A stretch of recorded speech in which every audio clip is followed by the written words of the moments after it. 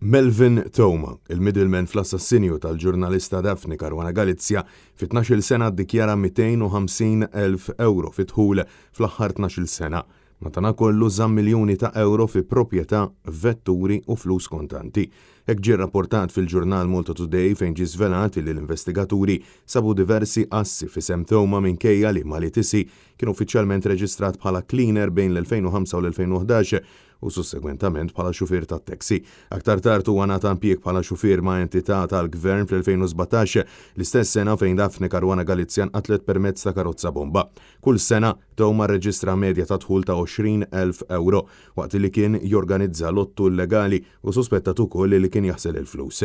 Sorsi qrib il-ġurnal spjegaw li fit-12 sena akkwista proprjetajiet li jisbqu sew il-valur tal-fuq minn miljun euro.